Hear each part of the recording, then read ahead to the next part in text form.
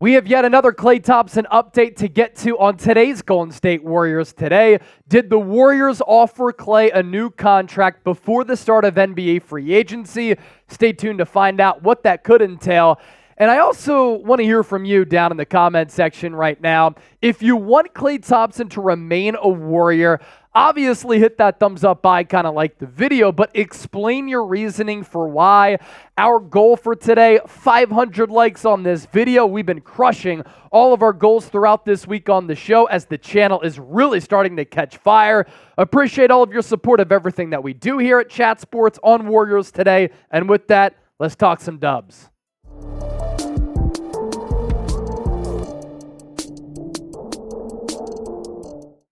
So, of course, we have that Klay Thompson update to get to, the latest around him in NBA free agency with the draft coming up next Wednesday and Thursday. I also want to touch on a trade for Lauri Markkanen. There's been some chatter and a little bit of momentum on that front as well, so that will be story number 2. We revert back to story number 1, and that is the latest buzz around Klay Thompson. According to ESPN's Tim McMahon, he said, quote, "We've heard it's a 2-year offer from the Warriors for Klay Thompson here." Very, very interesting. Tim McMahon went further on this, saying it's as much about years as dollars in some of these cases. That signals Klay might be more focused on a long-term deal. And I know we've talked about the Orlando Magic a lot as a team that could be interested in Klay, that poaches him away from the Warriors because they can offer him more years and more money. But now there's starting to be talk that the Orlando Magic don't want to overpay for Klay Thompson either. It's going to be a fascinating free agency period for all 30 teams across the NBA, including Golden State. Windhorst, as we talked about on yesterday's show, that's Brian Windhorst of ESPN, basically alluded to this. And then according to Monty Poole of NBC Sports Bay Area, Klay Thompson is searching for a contract that lasts at least 3 years. So this would mean that the Warriors and Klay are apart on the years, are apart on the money, and then, of course, role is going to be important. How many minutes will Klay Thompson get? Will he be a starter? Will he be a role player if he does return to the Golden State Warriors? Could Klay's market be lower than expected? That is a question that I want to spend a couple of moments on here because that impacts things to a great degree. Warriors are thinking, we can't get Klay back for 20 to 25 because he's going to get $30 million from another team in free agency that has maybe made it to the playoffs, and they're looking to add a piece like Klay who's won 4 titles, who is a big shot maker, could be a defensive upgrade over the existing players on that team. But if no teams are really willing to pay Klay Thompson because they're worried about the decline, the age, the injuries, and the player that he is now, does that in turn make him more affordable for Golden State? Let's pivot to this report from Jake Fischer of Yahoo Sports. I told you we have some new Klay Thompson updates. At this juncture, I am skeptical there's really much of a market out there. The Orlando stuff, I'm not so certain about. There's definite word that the Magic are only willing to offer a 2-year balloon payment bigger than what they did for Joe Ingles last year. And if the Magic aren't hot on the heels of Klay Thompson, they're really not pursuing him, what are other teams going to do? How much are other teams going to offer? Are they going to offer that much? And if a team like the Magic doesn't really want Klay and they're willing to go to the Joe Ingles price, which is $11 million, which is what he made last year, and then this year it's a team option, Golden State might be looking around saying, can we get Klay for 15, 20? If that's the case, we might be in because we can build out the rest of our basketball unit. From my view, if Fischer is hearing correctly here, Orlando won't offer over $20 million per year. And if they're the biggest suitor, who will? You see how I'm tying everything together here on today's show?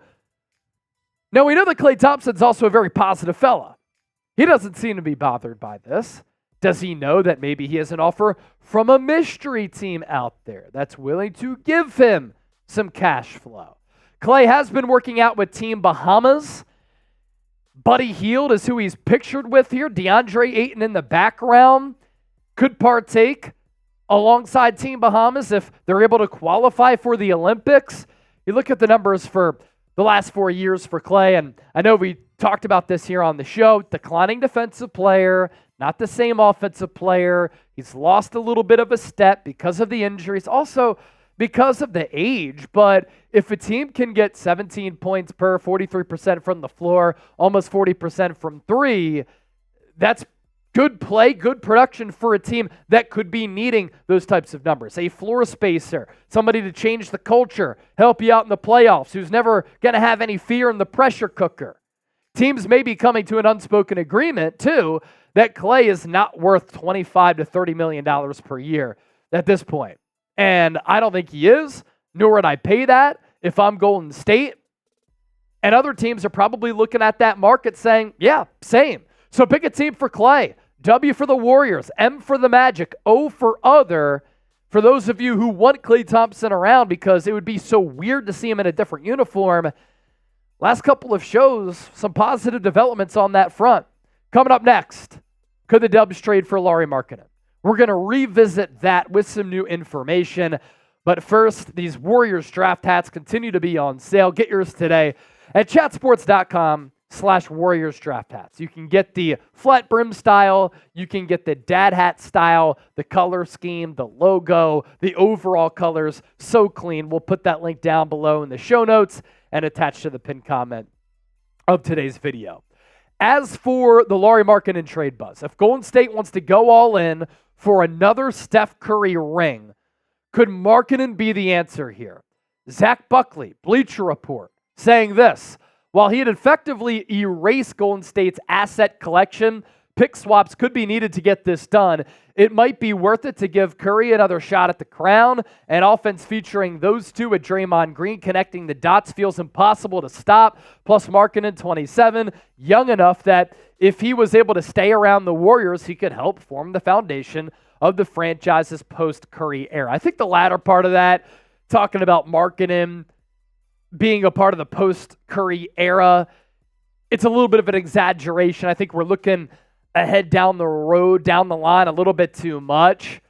But Lauri Markkanen alongside Steph Curry, very intriguing piece because he could score at all three levels. He has a lot of size. This is an ascending player who I just think would be a really good fit on this Warriors team. And I think that Steve Kerr would really enjoy being able to find different ways to put him in the lineup. Last 2 years, he's been awesome. 25 points per game 2 years ago, 23 points per game last year.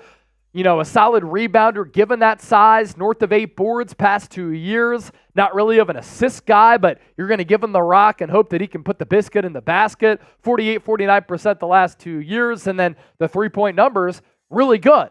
The issue with Golden State, you're going to have to give up a lot for a player like that, who is looked at by the Jazz as a blossoming star, other teams by a blossoming star. So you could talk about a Lauri Markkanen trade, but you're going to have to give up some pieces. Trade idea number one might have to include the ascending Jonathan Kuminga. Now, Markkanen's better right now. Does Kuminga have a higher ceiling?